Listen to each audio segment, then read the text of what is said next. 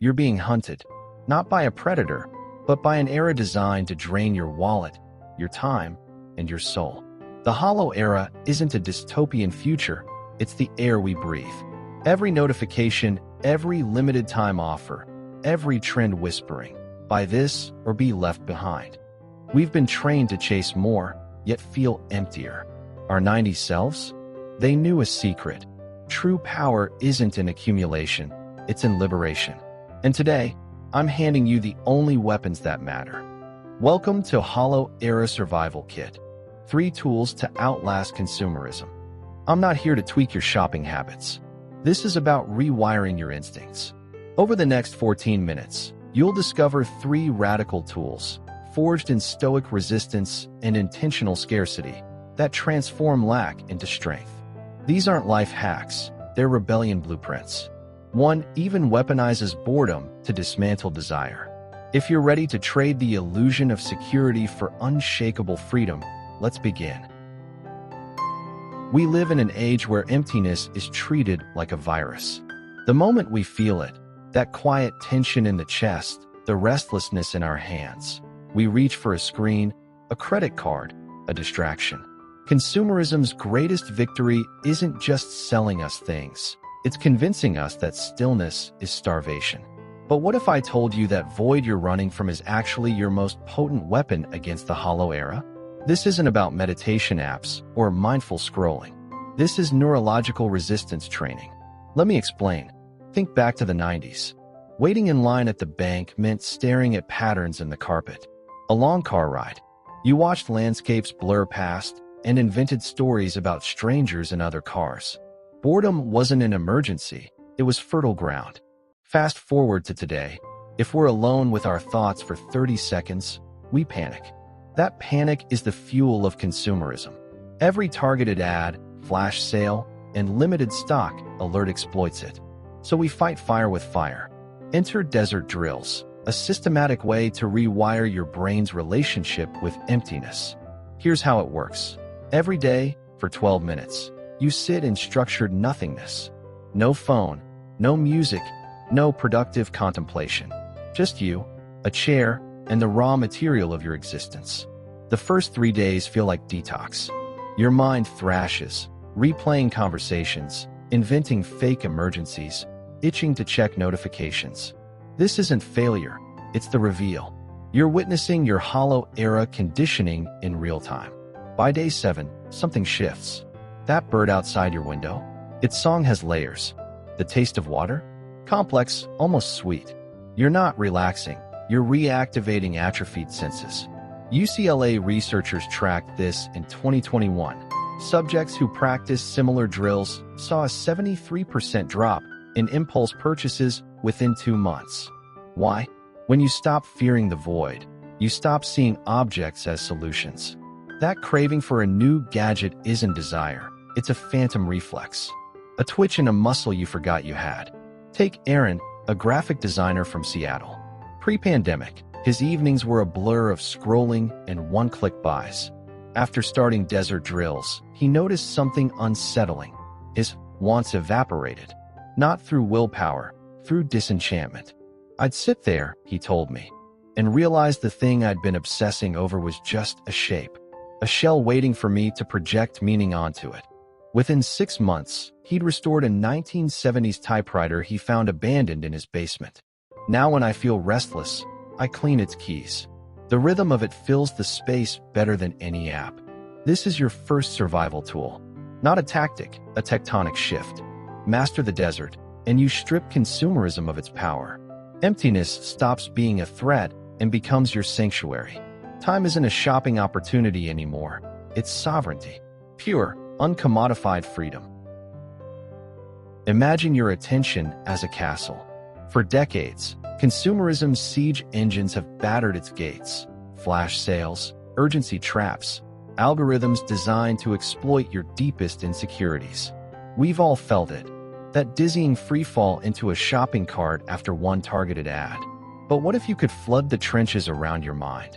Not with willpower, a resource that always runs dry, but with ritualized barriers so elegant, they turn temptation into a distant mirage.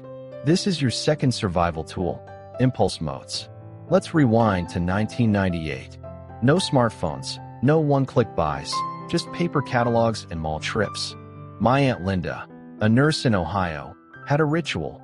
Every potential purchase over $50 required a handwritten note taped to her bathroom mirror for 2 full weeks.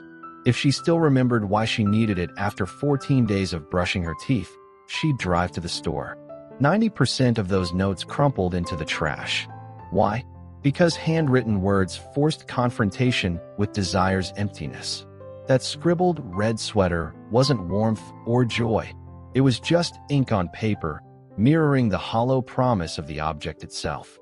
Linda wasn't budgeting. She was architecting psychological distance. Impulse moats modernized this.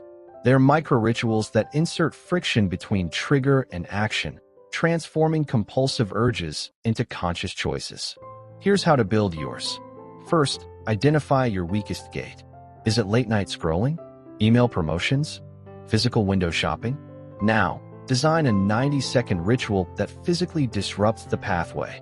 For digital urges, before opening any shopping app, you step outside barefoot. Feel grass, concrete, or rain.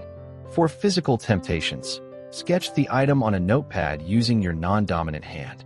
These aren't distractions, they're sensory anchors that yank you back into your body. UCLA behavioral scientists call this embodied disenchantment.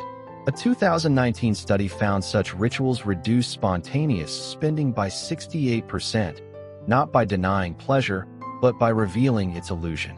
Consider Marco, a musician in Austin. His weakness was vintage guitar gear, endless reverb.com dives that left him anxious and broke. His impulse moat. Before clicking buy now, he plays one song he wrote at 16 on his first cheap guitar. By the final chord, he told me, I either feel the genuine need for the gear, or I remember why I started playing in the first place. 6 months in, he'd recorded an EP using only the gear he owned. The moat didn't just block consumption, it deepened his craft. This tool works because it weaponizes the hollow era's greatest weakness, its hatred of slowness. Consumerism thrives on immediacy, the rush of the new, the fear of missing out. Your moats reintroduce glacial time. They force desire to marinate in the quiet you cultivated with desert drills. Suddenly, that must-have jacket isn't a solution, it's a ghost. A whisper drowned by the weight of your own presence. Build these moats well, and they become unconscious guardians. No more resisting temptation. You'll simply find yourself outside, toes in dew, wondering why you ever considered a third pair of noise-canceling headphones. The siege lifts. The castle stands untouched. And you? You're free to create, not consume. You've armored your mind against bombardment. You've dug moats against invasion. Now, what will you plant in the liberated soil? The hollow era doesn't just starve us spiritually. It starves our hands of their innate need to generate. We've outsourced creation to factories and algorithms, leaving us passive spectators in our own lives. Your final tool reverses this theft. Meet seed vaults, not literal bunkers, but living repositories of self-sustaining value that render consumerism obsolete. Remember community gardens in the 90s? Vacant lots transformed into ecosystems of zucchini and camaraderie. My neighbor Mrs. Rivera grew poblano peppers in milk cartons on her fire escape. Not for savings, but for the visceral joy of nurturing something unmonetized. When her building management banned the garden, she distributed seedlings to 7 families. That winter, they traded pickled peppers for knitted scarves. No apps, no transactions, just human ingenuity flowering in capitalism's cracks. That's a seed vault. Any skill, resource, or practice that grows value while bypassing the market. Building yours requires 3 shifts. First, audit your dormant generativity.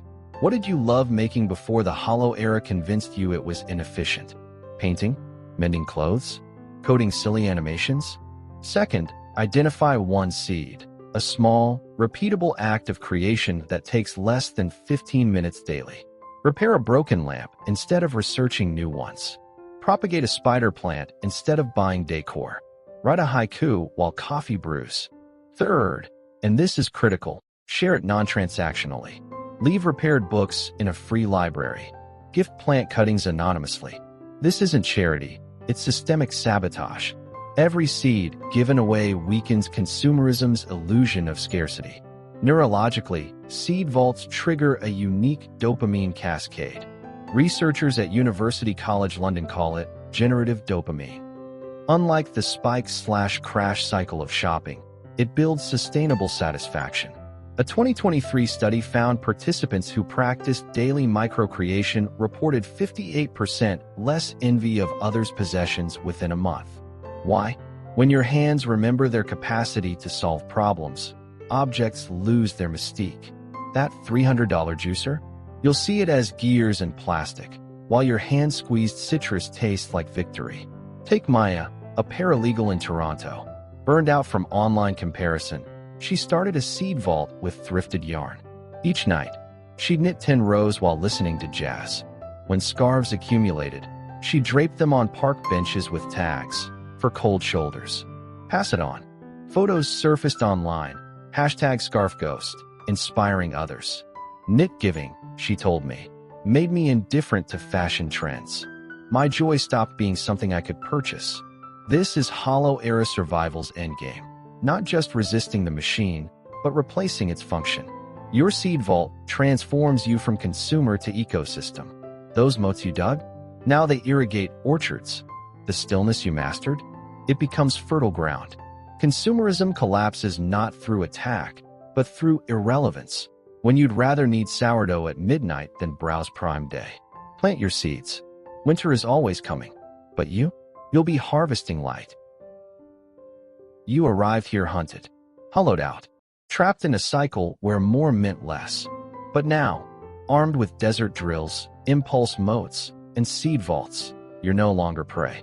You're an architect of invincible stillness. These 3 tools aren't quick fixes, they're permanent lenses to see through consumerism's illusion. Emptiness becomes your sanctuary. Urgency becomes a whisper. And every object? Just raw material for your hands to reclaim meaning. This is how we survive the hollow era, not by battling the void, but by planting gardens within it. Your liberation starts the moment you choose depth over distraction, creation over consumption. Your next step, if this shifted something in you, if you felt that spark of sovereignty over stuff, subscribe and hit the bell. Why? Because this channel is your ongoing survival kit. We dive deeper into rewiring consumerist instincts, cultivating unshakable simplicity, and turning scarcity into strength. Hit play on our Hollow Era Minimalism playlist next. Hundreds of others are already rewilding their lives there. Remember, the Hollow Era wins when you scroll away unchanged. But you're already different. Now go harvest your light.